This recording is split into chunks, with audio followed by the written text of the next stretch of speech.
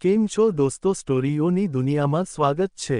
ચાલો આપણે જાણીએ એક અનોખી સ્ટોરી। શિવાની, આ પહેલી દિવાળી એવી છે કે આપણી સાથે આપણો દીકરો વિકાસ નહીં હોય।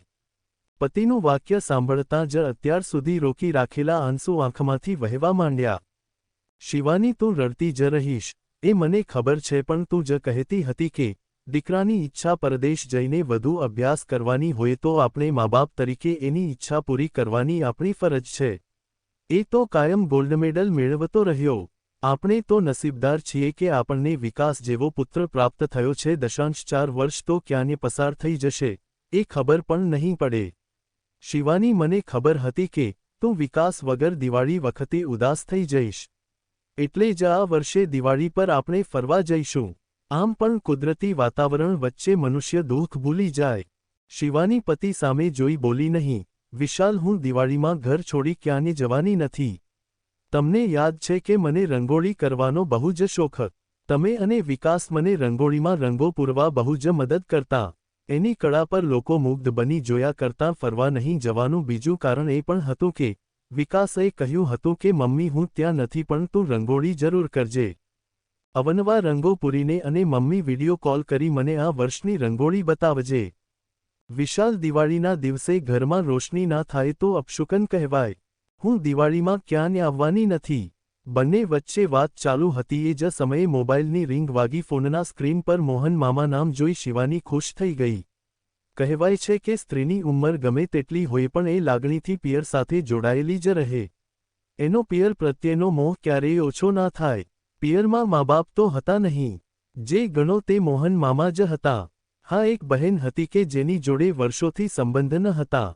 તું મોહન મામા જોડે વાત કર, શું વિચારે છે? શિવાની વિચારોમાંથી બહાર આવીને મામા જોડે વાતો કરવા લાગી।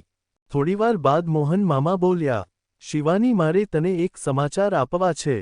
હું જાણું છું કે તમારે બંને બહેનો વચ્ચે સંબંધ નથી, પરંતુ તારી બહેન સંધ્યા બહુ જ બીમાર છે, દવાખાને છે, એની પાસે કોઈ જ રહેનાર નથી। એનો પતિ તો બહુ મોટો બિઝનેસમેન છે અને હાલ દિવાળીનો સમય છે, એટલે બધાને ડ્રાયફ્રૂટના પેકેટ તો કેટલાને સોના ચાંદીની વસ્તુઓ ભેટમાં આપવાની હોય। દીકરો કાર્તિક એની પત્ની મિતાલી સાથે 3 મહિનાની ટૂરમાં ગયો છે। દિવાળી હોવાથી કોઈ બાઈ પણ મળતી નથી। તારી મામી હયાત નથી, નહીં તો હું એને મોકલત। મોહન મામા થોડીવાર અટકીને બોલ્યા, શિવાની, કાલે એનું ઓપરેશન છે। ડાયાબિટીસ વધી જવાથી હવે એનો પગ કાપવાનો છે। શિવાની એ વાત પૂરી કરી કે તરત એના પતિ વિશાલે કહ્યું, શિવાની, તું ફરવા આવવાની ના પાડતી હતી તો આપણે નથી જવું, પણ તું મારી વાત માન, તું તારી બહેન જોડે દવાખાને રહેજે। ના વિશાલ, એને ખબર પડવી જોઈએ કે જિંદગી જીવવા માટે પૈસો કામ નથી આવતો। એની બીમારીમાં એના ઓશિકા પાસે પૈસો નથી બેસવાનો। શિવાની, તહેવારો વેરઝેર ભૂલવા માટે છે। કોઈના ખરાબ સમયમાં કોઈના વિશે ખરાબ ના વિચારાય। એણે જે કર્યું એ એના સંસ્કાર, તું તારા સંસ્કાર કેમ ભૂલી જાય છે?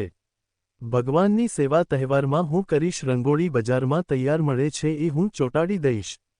તું દિવેટો તૈયાર કરીને જજે, હું રાત્રે દીવા પ્રગટાવી દઈશ।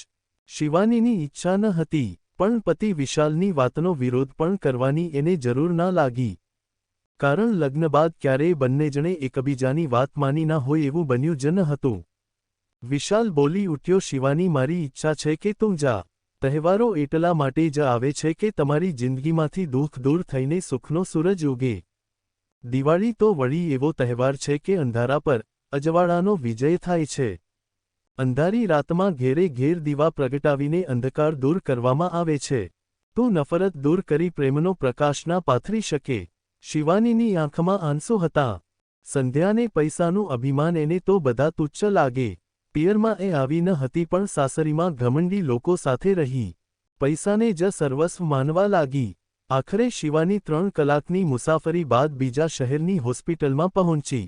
કહેવાય છે કે દુઃખ હોય કે સુખ, માણસને એ વહેંચવા માટે બીજી વ્યક્તિ જોઈએ જ। શિવાનીને જોતાં જ સંધ્યા રડી પડી, જાણે વર્ષોથી ભેગા થયેલા આંસુ સરી પડ્યા। સંધ્યા વિચારતી હતી કે કોઈ એની પાસે બેસે, એને આશ્વાસન આપે। હવે એક પગ જતાં અપંગની જેમ જિંદગી વિતાવવી પડશે, એ દુઃખ કોની પાસે વ્યક્ત કરે? બીજે દિવસે ઓપરેશન થયું। જોકે એ દરમિયાન સંધ્યાના પતિ રાજેશના ફોન ડોક્ટર પર આવતા એ કહેતો, પૈસાની ચિંતા ના કરતા, પણ સંધ્યાને સાજી કરી દેજો. શિવાની સતત 7 દિવસ સંધ્યાની સાથે રહી. બેસતા વર્ષે એ સંધ્યાને પગે લાગી, ત્યારે સંધ્યા રડી પડી. એના આંસુમાં અબોલાના વર્ષો વહી ગયા. જે દિવસે રજા આપવાની હતી એ દિવસે વિશાલ શિવાનીને લેવા આવ્યો. બોલ્યો, લોહી પાણી કરતાં ઘટ્ટ છે.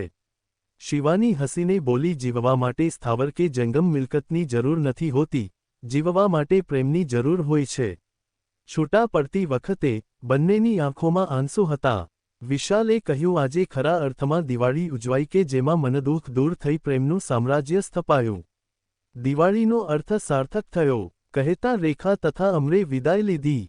મિત્રો, વાર્તા પસંદ આવી હોય તો ચેનલને સબસ્ક્રાઇબ કરીને જાજો.